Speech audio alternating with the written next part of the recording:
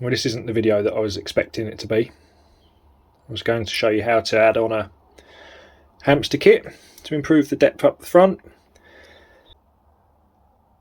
but it turns out this June of 2021 Ultra CLX has a few problems. It's a bit annoying really. I was secretly looking forward to getting one of these for myself. I've shot BSAs for years, competed with them for years, built some fantastic guns and was quite looking forward to the monoblock layout of this. But we've got more than a few problems. I will put some photos up because chances are you're not going to be able to see them on here very well, but there's a few fundamental flaws with this. Now, you can get some reasonable groups out of it, but you'd always get a number of flyers. Now come on, see if that'll focus. The magazine's been changed for the CLX models from the earlier versions. The first ones were mechanically indexed on the Hornets and the likes and the Super 10s. Then they went over to an auto indexing like this, which is spring loaded. Now when I first pulled this out, I noticed that the spring tension way overkill. On further inspection, I'll put some pictures up because you won't be able to see on this on the filming on the phone, but it's absolutely full of lead shavings. It's been taking quite a lot of shavings. Clearly there's actually quite a build up on the back of the pellet stop inside the magazine. I shook out quite a few remnants of lead out the bottom of the magazine. The action block itself has also got quite a lot of shavings in, and they've dropped themselves down into the trigger unit itself. But that's not even the worst of it. So here's the factory stock. Quite a nice looking stock. Still looks like an Ultra, still feels like an Ultra. Now this has had an aftermarket hamster kit on it originally, one of these single post ones. Now I'm pretty sure that this hasn't caused the damage that we see here. This counterboard hole actually measures 14mm in diameter. Now the average washer size for an M6 washer is 1/2 inch to 13mm, so between 12.7 and 13mm. That in itself, that's fine. You've got 6.5mm hole that runs up through the stock, but on the inside they've counterbored it with an 11mm counterbore. Here you've got, I don't know if you can see through there. If you look down in the bottom of that counterbore, there's 2.5mm of wood, which is taking the whole loading of that action in the stock itself, and it's already starting to deform this wood here, so it's only a matter of time before that fixing pulls completely through there. Now when you look at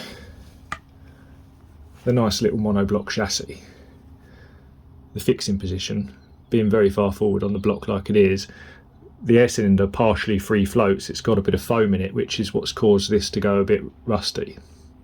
Now that's not necessarily a fault with the gun, that's just a little bit of lack of maintenance in that respect, but it's something to be very aware of. Make sure that you either pull that piece of foam out of there and replace it with something more plasticky that's not going to hold moisture, or absolutely saturate that with oil on the inlet, because if you don't get this action out of the stock straight away after it's rained, you are going to have problems. The fixing bolt needed to be back here to spread that load far more evenly across the stock itself. With this up the front here, even a slight knock on the air cylinder or the barrel or your silencer is going to put quite a lot of pressure on that stock fixing bolt, and that's most likely why it's starting to pull through the stock on the underneath. Let me see if I can focus that. There's remnants of lead shavings up in the trigger sears. Now these trigger sears look very similar to the same sears that the Ultras and the Hornets and the R10s have used for a number of years. It looks like the geometry of the sear may be slightly different, so I wouldn't necessarily say they're interchangeable. I'm not going to pull this apart as it's not my gun, but they look fairly similar. It's a setup that we're quite well used to in terms of the tension on the trigger and the trigger sort of sear set off position. R10 type blade on there. You've got an extra long piece at the back here, which then hits the safety. Now looking at the geometry of this, it would be quite easy to adjust that trigger incorrectly so that the safety itself wouldn't work. The safety doesn't lock the hammer. That's not uncommon actually for most air guns, to be honest, but not ideal. Nice quick fill. It's got a decent gauge on actually. Got a larger diameter, weaker gauge up the front here. Still not a big fan of having to peer down your barrel to check the pressure in there, but the cap on here, this falls off regularly. A couple of times on an HFT course, the owner of this has to go and collect it up. The O-ring position here is in the wrong place. It needed to be slightly further back. You could even just pop an O-ring on here just to give it a bit more in between these two raised sections, just to give it a bit more bite and hold that on there, because that will just fall off. The barrel crown on this one is not ideal. You can see that there's remnants of quite a lot of shavings on here. Nothing out of the ordinary particularly in that respect, but you can't remove the barrel because of the way that the transfer port's located. The transfer port's up in here. In fact, it's directly above this piece here. This is pushed into a splined female section, so this is a blanking plug of sorts. The transfer port's up here, but there's a brass transfer port which locates in the lower edge of the barrel. Now you've got a couple of fixings up the top here. You can take them out, great, but because the transfer port's pushed up into the underside of the barrel, you can't remove that barrel. So should you get this full up with pellets, if you needed to give it a polish, it's going to make life really quite awkward for you. The anti-double load facility on here, there's this little, it looks like pressed steel, but it may actually be machined. This has got a bit of a bend in it, so when you cock it, this comes back and it actually scratches the side of the magazine. But the magazine itself got a nice weight to it, pretty chunky. I like the way that the magazine locks in there with the neodymium magnet, rare earth magnet. It feels quite chunky, but at the moment there's certainly a lack of these to get replacements. You try and find these at the moment, they're like hen's teeth. This one needs to be swapped out because it's clearly poorly shaped. The spring tension's either too high or the alignment's off, but this one's never grouped particularly well. It's never going to group well, and the amount of lead shavings that are working their way down into the action, not ideal. The pellet probe has been changed. This one looks to be a stainless steel pellet probe as opposed to the chrome plated ones that are prone to the chrome flaking off. It doesn't jump on fire in either. There's quite a substantial snap down in its detemp position there, so the chances of this moving even without the magazine in are slim. I've checked the probe for alignment. The probe alignment actually into the barrel itself is actually surprisingly good. Thought maybe that the probe had got a little bit bent, hence it was causing the clipping issues, but it's actually pretty true in there. Now on first inspections you look at this and you think, well, how on earth do shards of pellets get down into the action block? Now I'm just going to put a little, brighten that up a little bit in there. See at the lower edge there, like on the older Ultras and the likes, it's all enclosed now, but underneath of the probe itself you've actually got quite a nice little area here for all your swarf and bits of pellets to drop backwards. Now surprisingly, even shooting this off of the bench, the owner had it on an indoor 50-metre range a little while ago and they were still getting serious flyers. Now if you were, I don't know, taking an elevated shot for instance and you cocked it, there's always a chance that a pellet might better work its way out the back of the magazine and drop down here. But this was shot off of a bench, perfectly level, and it's still shaving and the filings and the swarf are dropping out into the trigger unit itself. So clearly something's not quite aligned right. It's frustrating really. I was quite looking forward to getting one of these for myself, but after this, not a chance. This is where the fundamental problems are with this. Because of the depth that this is counterbored at, you've got so little wood. This shouldn't have a counterbore in it at all. The underside of the action block itself, where the threads go in, that's also counterbored. It's got a counterbore maybe 2.5mm deep. All it's going to do is pull out this little lip, which it is doing on this one. Any undue load on that action, any undue load on the air cylinder, it's going to cause issues. I've already, before I filmed this, actually before I started looking into it, I'd already cleaned off quite a lot of burrs from the inside of the channel here. Now here's the thing, when they don't sit nice, even down to the Manelli sticker, that's all ruffled up in there. There's actually a lump underneath of that sticker there. You've got a monoblock action, it needs to be sat on a nice solid flat bit of wood. When you've got little wobbly bits, that's 1/2 mil, 3/4 mil tall. The burrs in here are 1/2 mil, 3/4 mil tall. When it doesn't seat in there nicely, you're always then inclined to over tighten them to actually stop it moving.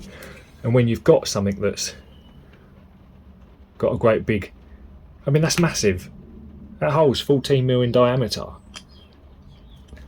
That should have been shallower. There shouldn't have been a counterbore on the inside of this and it would have been fine. So whether or not the later guns have been changed, I do not know, but as it stands with this, the accuracy issues, I certainly couldn't recommend it, which is annoying because I've been a big fan of the Ultras since they first came out. I was looking forward to this one. Oh, I'll tell you what also, the laser checkering's already wearing off. It's got a few dings and bashes, of course. It's been used on the HFT circuit, but it's not holding up very well at all. Even checkering up the front's all starting to wear through. This ding in the front here, I think this was caused by the single post hamster setup that was on here. I'm going to get the dimensions, I'm going to hopefully get that post here so I can actually offer it up and have a look, but I'm fairly certain that the Delrin post that was in here of the single post hamster was actually a better fit in this counterbore than the standard stock bolt was.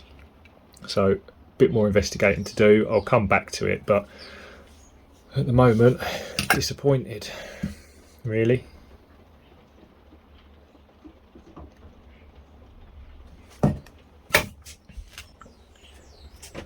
I thought with the advent of the new CLX actions that this would make a really nice little pest control rig like all of the Ultras do. You've got a nice gap between the air cylinder and the barrel itself, so there's a possibility to run quite a large diameter back venting shroud on here to keep the overall length down, but whether or not they're all going to be problematic is anyone's guess at the moment. I'm not keen on that position of that fixing bolt either really. That niggles me. It definitely needed to be further back here to spread that load evenly in a stock. Even if I was to put this in a custom stock, I still wouldn't be so confident that it wouldn't end up being problematic. It would certainly want a decent bit of support on the air cylinder itself. Right, I'm back. I've got the dimensions of the little Delrin bush that was in there for that single post hamster. It wasn't even touching the lower edge of that counterbore, so that's why we've got this squashed section here. So there was actually a washer here which was putting the load on the outside edge of the stock itself. So all of this damage in here was caused by the standard stock bolt before the hamster had gone onto it. Now I can't make a hamster kit now for this, knowing that the minute that I put a standard stock bolt back in there, that it'll only be a matter of time before that pulls through. It's going to tear right through here. You're going to be in a world of trouble, especially out on an HFT course. It's never going to be fun. So with the accuracy issues, the stock being problematic, it's game over for this one for the meantime. I'll have to have a word with BSA and see what they say, but as an absolute minimum, it needs to have at least a new magazine. This stock needs replacing because it's not fit for purpose. And it really wants that barrel looking at as well. I wouldn't be too trusting of the look of that barrel crown either, but here we go. Before I go, there is one thing I do like. That little CP scope's lovely. Little fixed 10 mag. Goes a treat on a little gun like this. Do like that. So it's not all bad.